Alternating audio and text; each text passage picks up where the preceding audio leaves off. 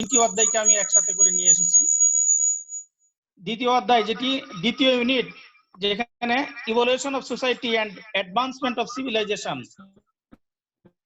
এই বিষয়, এবং চতুর্থ অধ্যায় আছে libraries as a social institution, এবং পঞ্চম অধ্যায় যেটি ইউনিট 5 তথ্য সমাজ ইনফরমেশন সোসাইটি। সেই তিনটি অধ্যায়ের আজকের যে আলোচ্য সূচি, সেখানে আমরা প্রথমে যদি সমাজের বিবর্তন ও সভ্যতার অগ্রগতি সম্পর্কে আলোচনা করতে যাই, প্রথমে আমাদেরকে সমাজের উৎপত্তি ও বিবর্তন, সংস্কৃতি ও সভ্যতার বিবর্তন নিয়ে আলোচনা করতে হয়।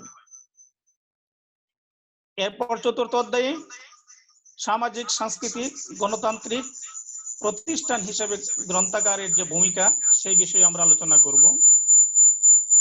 এই একই ইউনিট একই সাথে বাংলাদেশে যে গ্রন্থাগার উন্নয়ন ও গ্রন্থাগার আন্দোলন, সাউন্ড কমায়,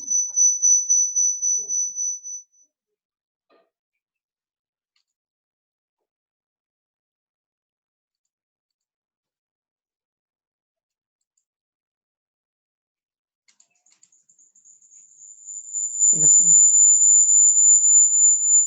তারপর ইউনেস্কো পাবলিক লাইব্রেরি ম্যানিফেস্টো, এবং পঞ্চম অধ্যায়ের ইনফরমেশন সোসাইটি তথ্য সমাজের যে বৈশিষ্ট্য মডেল সম্পর্কে আলোচনা করব।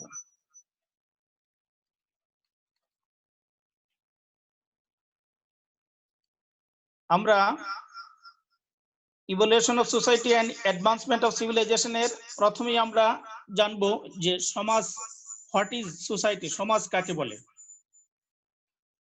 সমাজ এর ইংরেজি প্রতিশব্দ সোসাইটি, এর প্রথম ব্যবহার দেখা যায় পঞ্চদশ শতকে, যার উৎপত্তি হয়েছে ফরাসি শব্দ সোসাইটি থেকে। সোসাইটি শব্দটি আবার এসেছে দুটি ল্যাটিন শব্দ সোসাইটাস এবং সোসায়াস থেকে, যাদের অর্থ হলো যথাক্রমে অন্যদের সঙ্গে বন্ধুত্বপূর্ণ সাহচর্য বা সহাবস্থান, এবং সঙ্গী, সহযোগী বা ব্যবসায়িক অংশীদার। ল্যাটিন শব্দের উৎপত্তি আবার গ্রিক শব্দ সুকাস লুকাস থেকে, যেটি দিয়ে বোঝা যায় যে একই জনগোষ্ঠীর বিভিন্ন সদস্যের মধ্যকার সামাজিক চুক্তিকে। সমাজ মূলত এমন এক ব্যবস্থাকে বোঝায় যেখানে একাধিক চরিত্র একত্রে কিছু নিয়ম কানুন প্রতিষ্ঠা করে একত্রে বসবাসের উপযোগী পরিবেশ গড়ে তোলে।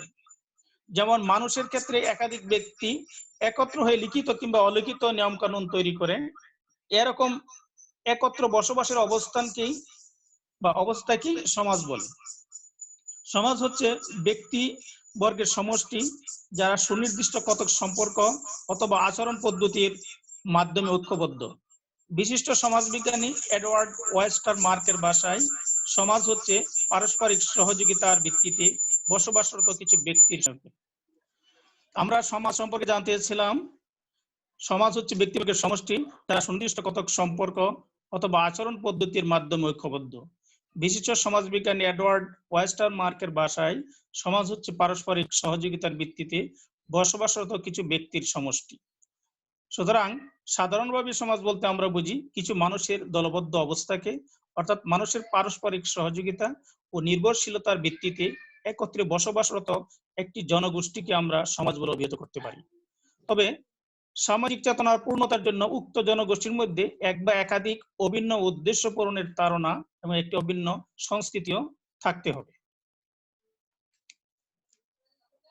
সমাজের উৎপত্তি ও বিবর্তন সম্পর্কে যদি আমরা বিভিন্ন মতবাদ নিয়ে বলতেছিলাম, যে সমাজবিজ্ঞানীগণ সমাজের উৎপত্তি নিয়ে নানা রকম তত্ত্ব মতবাদ প্রদান করেছেন। এসব মতবাদকে আবার কয়েকটি প্রধান ভাগে ভাগ করা যায়। যেমন প্রথমত, সামাজিক চুক্তি মতবাদ বিশ্বাসীরা মনে করেন প্রাচীন মানুষে পারস্পরিক চুক্তিতে আবদ্ধ হওয়ার মাধ্যমে সমাজের গোড়াপত্তন করেন। দ্বিতীয়ত, দ্বন্দ্বমূলক মতবাদে বিশ্বাসীরা মনে করেন সমাজে শোষক আর শোষিতদের মধ্যে চলমান দ্বন্দ্বের মাধ্যমেই সমাজের উদ্ভব এগিয়ে চলা। তৃতীয়ত, বিবর্তনবাদী তত্ত্বের অনুসারীরা মনে করেন দীর্ঘ বিবর্তনের ধারাতেই সমাজের উদ্ভব ঘটে এবং সেটি এগিয়ে চলছে। ব্রিটিশ বিজ্ঞানী হারবার্ট স্পেশার সমাজের উৎপত্তি বিকাশের সঙ্গে জীবদেহের বিবর্তনের কর্মকাণ্ডের তুলনা করেছেন। তার মতে সমাজ একটি জীবন্ত প্রাণীর মতো।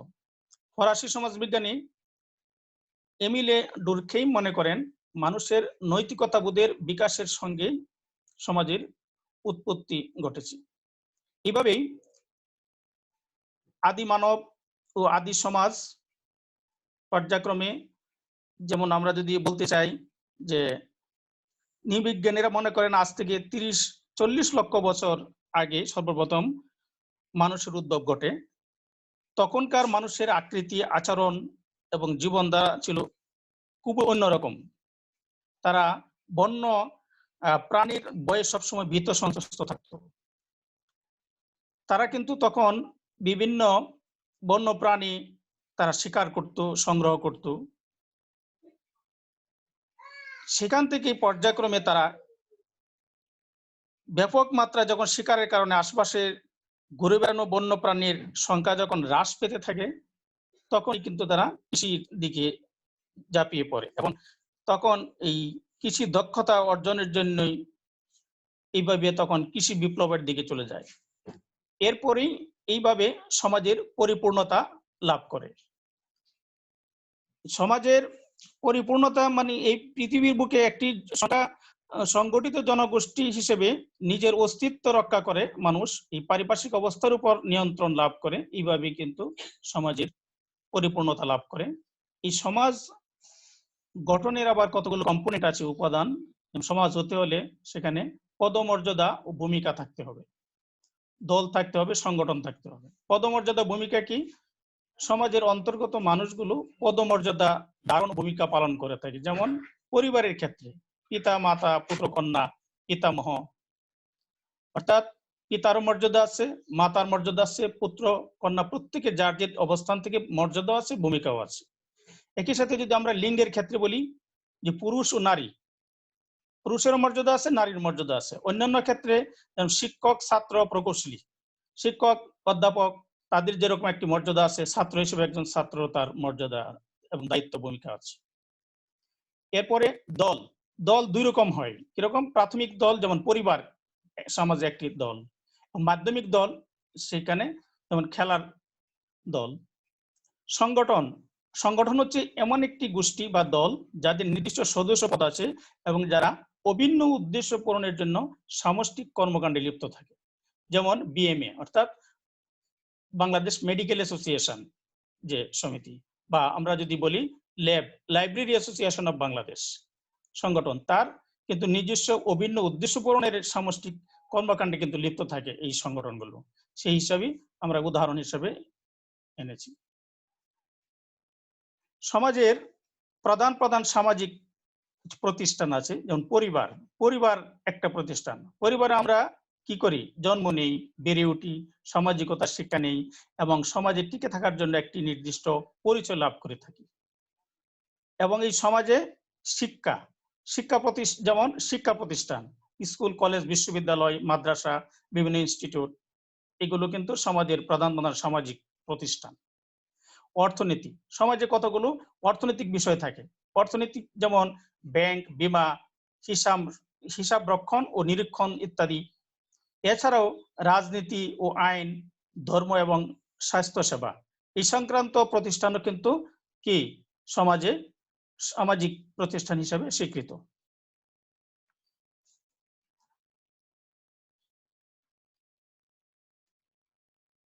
এরপরে আমরা সংস্কৃতি ও সভ্যতার বিকাশ, যেখানে সেই বিষয়ে যদি আলোচনা করতে চাই, সংস্কৃতি সভ্যতার বিবর্তন।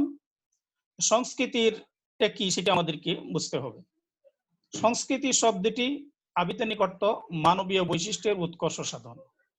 ইংরেজি কালচার এসেছে ল্যাটিন কালচার্স থেকে, যার অর্থ হচ্ছে যত্ন। সাধারণভাবে মনে করা হয় কোন স্থানের মানুষের আচার ব্যবহার, জীবিকার উপায়, সঙ্গীত, নৃত্য, সাহিত্য, নাট্যকলা, সামাজিক সম্পর্ক, ধর্মীয় রীতিনীতি, শিক্ষা দীক্ষা ইত্যাদির মাধ্যমে যে অভিব্যক্তি প্রকাশ পায় বা করা হয়, তাই হলো সংস্কৃতি। ইবি টেইলরের মতে সমাজের সদস্য হিসেবে অর্জিত নানা আচরণ, যোগ্যতা এবং বিশ্বাস, শিল্পকলা, নীতি, আদর্শ, আইন প্রথা ইত্যাদির এক যৌগিক সমন্বয় হলো সংস্কৃতি। সি গিটস এর মতে সংস্কৃতি হচ্ছে বিশ্বাস, প্রকাশিত প্রতীক ও মূল্যবোধের একটি কাহিনী, যার মাধ্যমে মানুষ তাদের অনুভূতি ও ন্যায়বোধের বহিঃপ্রকাশ ঘটায়। আর এই সমাজে কতগুলো বৈশিষ্ট্য আছে, সেটি কি? যে সংস্কৃতি অর্জন করতে হবে, দল ও গোষ্ঠীর অভ্যন্তরে সংস্কৃতি বিরাজ করে, সংস্কৃতি ক্রমশ বিকাশ লাভ করে, সংস্কৃতি পরিবর্তিত হয়, সংস্কৃতি গতিশীল, সংস্কৃতি মানুষের আচরণকে নিয়ন্ত্রণ করে, সংস্কৃতি বৈচিত্র্যময়।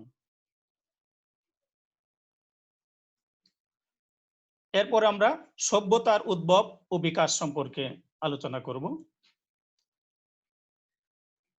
সভ্যতা ইংরেজি শব্দ হলো সিভিলাইজেশন, যার ল্যাটিন শব্দ সিভাইস থেকে আগত, যার অর্থ নগরে বসবাসরত কোনো ব্যক্তি, অর্থাৎ সাংগঠনিক বসবাসের ক্রমোন্নত স্তর হলো সভ্যতা। সভ্যতার আবির্ভাব ঘটে কৃষিকাজ, সেচ ব্যবস্থা, লিখন পদ্ধতি, শিক্ষা বিস্তার, ব্যবসা বাণিজ্য সম্প্রসারণ, নগর সভ্যতার বিকাশ ইত্যাদির মাধ্যমে। মধ্যপ্রাচ্যে প্রায় ৭,০০০ খ্রিস্টপূর্বাব্দ থেকেই বসতি স্থাপন করে মানুষ। উন্নত সেচ ব্যবস্থা প্রবর্তনের মাধ্যমেই সেই নির্ভরযোগ্য কৃষি ও পশুপালন পদ্ধতি, উত্তর ইরাক ও তুরস্কেই নিওলিথিক সভ্যতার বিকাশ সবচেয়ে বেশি ঘটে। এটিকে আমরা আদি সামাজিক সভ্যতার প্রথম পূর্ণাঙ্গ রূপ বলতে পারি। এর মধ্যে বিভিন্ন সভ্যতা ছিল, সুমেরীয়, এশিরীয় সভ্যতা ও বেবিলনীয় সভ্যতা, মিশরীয় সভ্যতা, সিন্ধু সভ্যতা, গ্রিক সভ্যতা, রোমান সভ্যতা, মায়া সভ্যতা, চৈনিক সভ্যতা, এই সমস্ত সভ্যতা ছিল। এরপর আমরা চতুর্থ অধ্যায়ে, যেখানে সামাজিক প্রতিষ্ঠান হিসেবে গ্রন্থাগার, সেই অধ্যায়ে আমরা সামাজিক, সাংস্কৃতিক ও গণতান্ত্রিক প্রতিষ্ঠান হিসেবে গ্রন্থাগারের যে ভূমিকা, এই ইউনিট থেকে প্রতি বৎসরেই আমরা লক্ষ্য করেছি যে চূড়ান্ত পরীক্ষায় প্রথম সেমিস্টারেও এসেছে প্রথম পেপারে, এবং দ্বিতীয় সেমিস্টারেও এই পেপারে এই সামাজিক, সাংস্কৃতিক বা গ্রন্থাগার একটি সাংগঠনিক হিসাবে তার যে ভূমিকা সমাজে, সাংস্কৃতিক, গণতান্ত্রিক প্রতিষ্ঠান হিসাবে, সেই প্রশ্ন আসে। তা আমরা বলতে চাই যে প্রজন্ম থেকে প্রজন্মান্তরে অর্জিত জ্ঞানের প্রবাহকে নিরবচ্ছিন্ন রাখার জন্য মানুষ সৃষ্টি করেছে গ্রন্থাগার। যুগে যুগে সভ্যতাকে এগিয়ে নেওয়ার জন্য মানুষ গ্রন্থাগারের দ্বারস্থ হয়েছে। গ্রন্থাগারে সংরক্ষিত জ্ঞানের আলোয় আলোকিত হয়েছে সমাজ ও বিশ্ব। এ কারণেই যে কয়েকটি অর্জনের জন্য মানব সভ্যতা গর্ব করতে পারে, তার মধ্যে নিঃসন্দেহে গ্রন্থাগার একটি। বিশ্বের ইতিহাসে অন্য যে কোনো সময়ের চাইতে আজকের এই জ্ঞান ভিত্তিক সমাজে তথ্য গ্রন্থাগারের প্রাসঙ্গিকতা বেশি। উন্নত দেশগুলোর সুদীর্ঘকালের চেষ্টায় অগ্রসর বিজ্ঞানসম্মত সংরক্ষণ ও পুনরুদ্ধার পদ্ধতি গড়ে তুলেছে, এবং তথ্য উৎপাদন, প্রক্রিয়াকরণ, সংরক্ষণ ও বিতরণের নতুন নতুন প্রক্রিয়া অনুসরণের মাধ্যমে গ্রন্থাগারগুলো সামাজিক উন্নয়ন ও সমাজ প্রগতিতে অবদান রেখে চলেছে। এ কারণেই সামাজিক, সাংস্কৃতিক ও গণতান্ত্রিক প্রতিষ্ঠান হিসেবে গ্রন্থাগারের ভূমিকা অনস্বীকার্য। আসলে এই প্রশ্নটি, যেহেতু আমাদের এই পেপারটি হিস্টোরিক্যাল, সেই পেপারে সামাজিক প্রতিষ্ঠান হিসাবে যে গ্রন্থাগারের ভূমিকা, সামাজিক কর্মকাণ্ডগুলি উল্লেখপূর্বক আলোচনা করতে হবে, লিখতে হবে। 15 নম্বরের বা 10 নম্বরের প্রশ্নের জন্য একটু বিস্তারিত লিখতে হবে। আমাদের যেহেতু সময় কম, আমি সেই অনুচ্ছেদের যে পয়েন্টগুলো, ভূমিকার সেই বিষয়গুলো আমি শুধু আলোচনা করতে চাই।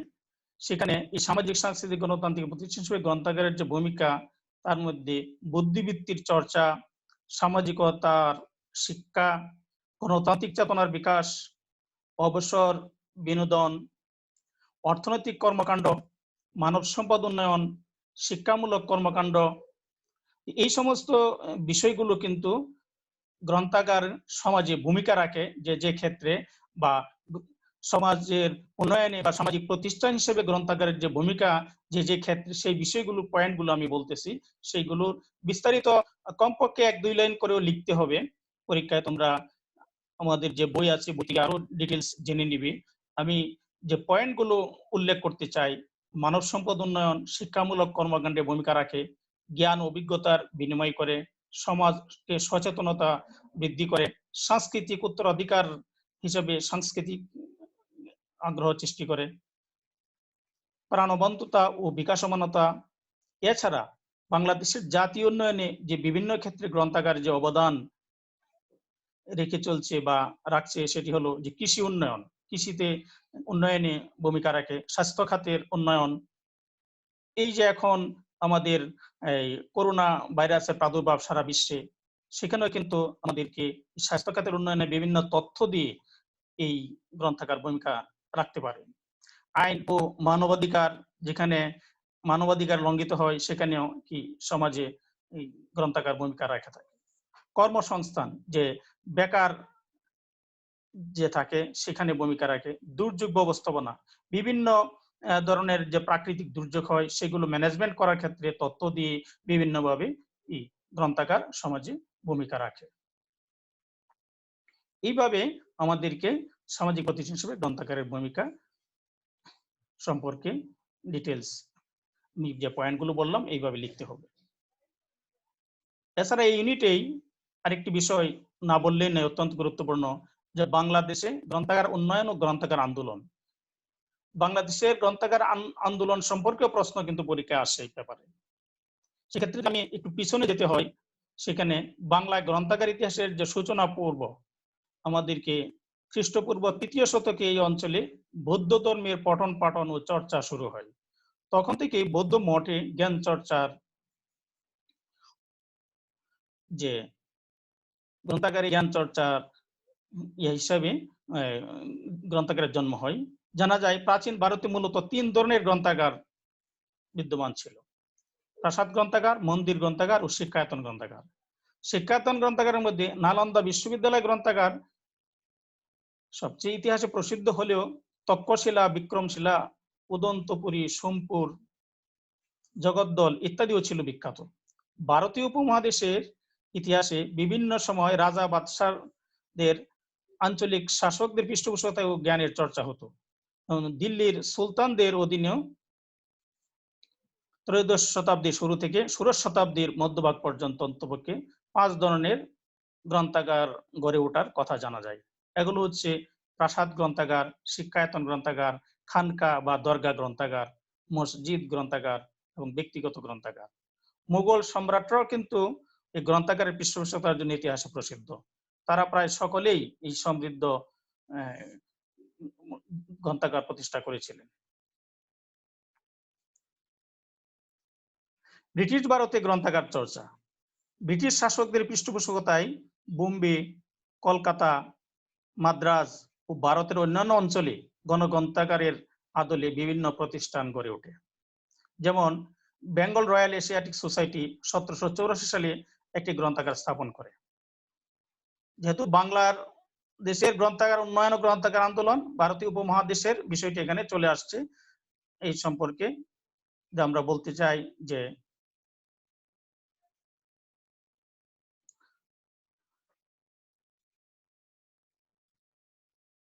কলকাতায় গণগ্রন্থাগার প্রতিষ্ঠা 1835 সালে।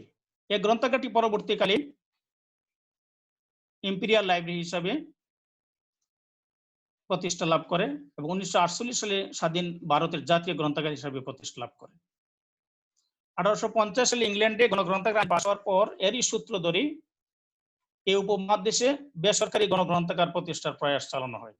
এর ফলশ্রুতিতে 1854 সালে 4টি বেসরকারি গণগ্রন্থাগার প্রতিষ্ঠিত হয়। এই বেসরকারি গণগ্রন্থাগার দিয়ে কিন্তু গ্রন্থাগার শুরু। সেই গ্রন্থাগারগুলো হলো Woodburn public library Bogura, Jessore public library Jessore, Barisal public library Barisal, Rangpur public library Rangpur. এই লাইব্রেরিগুলো কিন্তু আমাদের যে গ্রন্থাগারের ইতিহাসে ঐতিহাসিকভাবে আলোচনা করতে হয়। এর পরবর্তীতে 1874 সালে ঢাকায়, 1881 সালে রাজশাহীতে, 1884 সালে কুমিল্লায়, 1890 সালে পাবনায়, 1897 সালে নোয়াখালী ও সিলেটে, 1901 সালে নাটোরে, 1904 সালে চট্টগ্রামে, 1906 সালে কক্সবাজারে, 1908 সালে মুন্সিগঞ্জে, 1909 সালে কিশোরগঞ্জে, 1914 সালে কুষ্টিয়া, ফরিদপুর, খুলনায়, 1930 সালে দিনাজপুর, ময়মনসিংহে বেসরকারি পাবলিক লাইব্রেরি প্রতিষ্ঠিত হয়। এইভাবে কিন্তু যে গ্রন্থাগার উন্নয়ন এবং গ্রন্থাগারের আন্দোলন আস্তে আস্তে বৃদ্ধি পেতে থাকে। পাকিস্তান আমলে গ্রন্থাগারের বিকাশ। পাকিস্তান আমলে এদেশের গ্রন্থাগার চর্চার তেমন কোনো বাড়তি গতি লক্ষ্য করা যায়নি। সে সময় যদিও 1950-এর দশকে এদেশে গ্রন্থাগার তত্ত্ববিজ্ঞান বিষয়ে পড়াশোনা শুরু হয়। 1958 সালে 22 মার্চ 10,040টি পুস্তকের সংগ্রহ নিয়ে বাংলাদেশ কেন্দ্রীয় গণগ্রন্থাগার আত্মপ্রকাশ করে।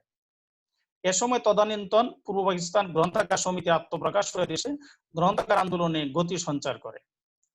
1950 সালে এই সমিতির একটি অ্যাডহক কমিটি গঠন করা হয় এবং 1956 সালে এ সমিতির প্রথম সভাপতি নির্বাচিত হন মোহাম্মদ সিদ্দিক খান এবং সাধারণ সম্পাদক হন জনাব রাকিব হোসেন। এই মোহাম্মদ সিদ্দিক খান যিনি কি আমরা গ্রন্থাগার বিজ্ঞানের, বাংলাদেশে গ্রন্থাগার বিজ্ঞানের জনক বলে থাকি। তিনি ঢাকা বিশ্ববিদ্যালয়ের গ্রন্থাগারিক ছিলেন একাধারে এবং ঢাকা বিশ্ববিদ্যালয়ের গ্রন্থাগার তত্ত্ববিজ্ঞান বিভাগের প্রতিষ্ঠাতা চেয়ারম্যান ছিলেন। এই মোহাম্মদ সিদ্দিক খান আমাদের এই গ্রন্থাগার বিজ্ঞানের, বাংলাদেশের গ্রন্থাগার বিজ্ঞানের জনক। এটি আমাদের সুপ্রিয় শিক্ষার্থীবৃন্দ, আমাদের সকলেই কিন্তু জানা থাকা দরকার।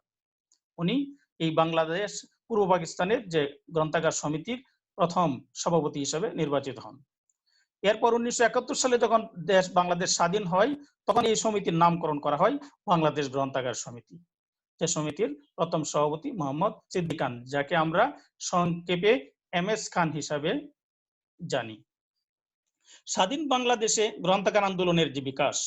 স্বাধীনতার আগে ঢাকায় কেন্দ্রীয় গণগ্রন্থাগার ও খুলনার বিভাগীয় সরকারি গণগ্রন্থাগার প্রতিষ্ঠিত হয়। স্বাধীনতার পর প্রথমে চট্টগ্রামে ও রাজশাহী ও পরে অন্যান্য বিভাগীয় শহরে সরকারি গণগ্রন্থাগার প্রতিষ্ঠিত হয়। প্রশাসনিক পুনর্গঠন সংক্রান্ত সামরিক আইন কমিটির সুপারিশে 1983 সালে গণগ্রন্থাগার অধিদপ্তর প্রতিষ্ঠা করা হয়, যেটি সুপ্রিয় শিক্ষার্থীবৃন্দ শাহবাগের যে আমরা কেন্দ্রীয় পাবলিক লাইব্রেরি বলি, সেই পাবলিক লাইব্রেরি, সেটি 1830 সালে গণগ্রন্থাগার অধিদপ্তর হিসেবে প্রতিষ্ঠা হয়। বর্তমানে সংস্কৃতি বিষয়ক মন্ত্রণালয়ের অধীনস্থ উক্ত গণগ্রন্থাগার অধিদপ্তরের অধীনে সারা দেশে 70টি সরকারি গণগ্রন্থাগার পরিচালিত হচ্ছে। এছাড়াও দেশে সহস্রাধিক বেসরকারি গণগ্রন্থাগার এবং বেশ কিছু প্রযুক্তিভিত্তিক গ্রন্থাগারও কাজ করছে।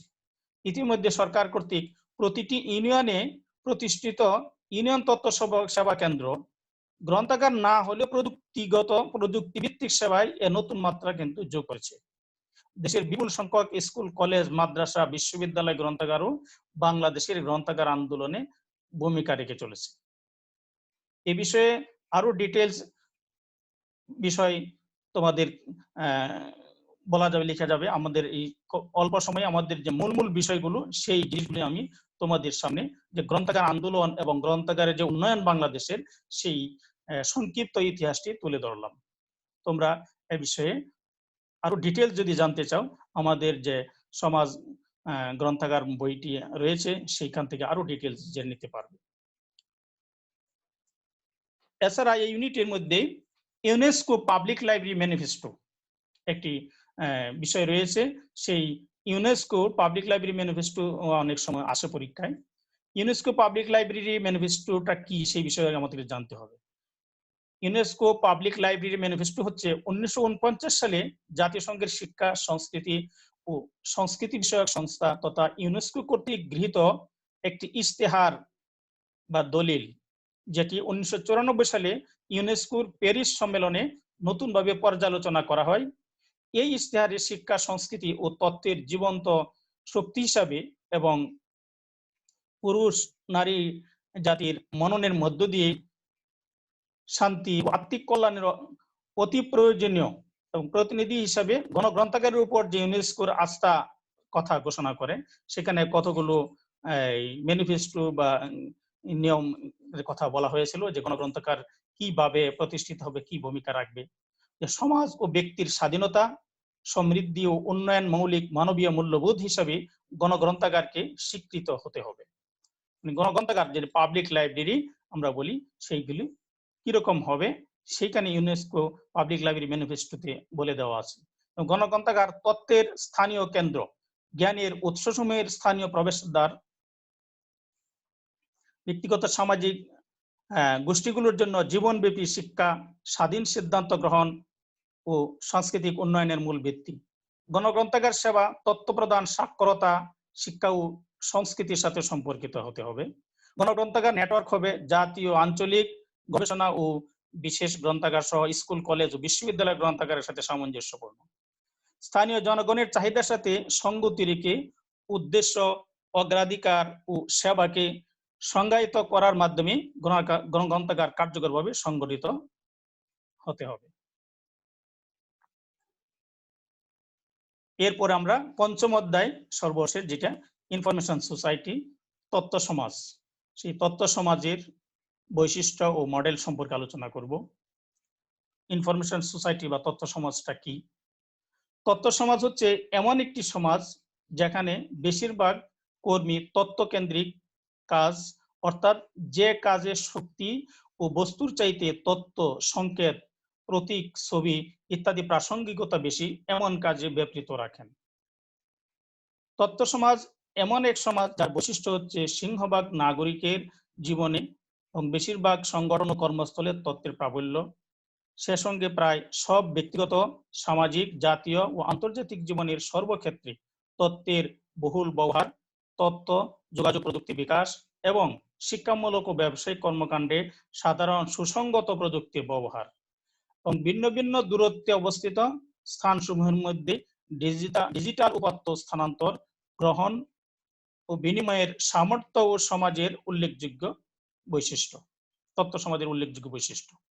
কাজে আমরা বলতে পারি তথ্য সমাজ হচ্ছে সেই সমাজ যেখানে তথ্যের উৎপাদন, তথ্যের বিতরণ, প্রচার ও ব্যবহার একটি অত্যন্ত গুরুত্বপূর্ণ অর্থনৈতিক, রাজনৈতিক ও সাংস্কৃতিক কর্মকাণ্ড হিসেবে বিবেচিত হবে।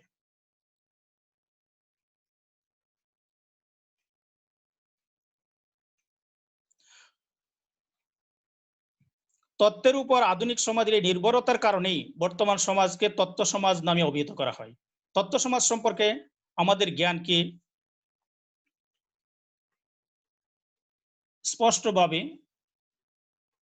স্পষ্ট করার জন্য এর কিছু গুরুত্বপূর্ণ উপাদান চিহ্নিত করা জরুরি, যা তথ্য সমাজের স্বরূপ বা বৈশিষ্ট্য অনুধাবনে আমাদের সাহায্য করবে। তথ্য সমাজের তিনটি যে প্রধান বৈশিষ্ট্য, তার মধ্যে ইনফরমেশন, তথ্য একটি, এবং সংযোগশীলতা, সেই তথ্যের মধ্যে সংযোগশীলতা, এবং সর্বশেষ সামাজিক পুঁজি। তথ্য সমাজের 4টি ফ্রেমওয়ার্ক বা মডেল রয়েছে।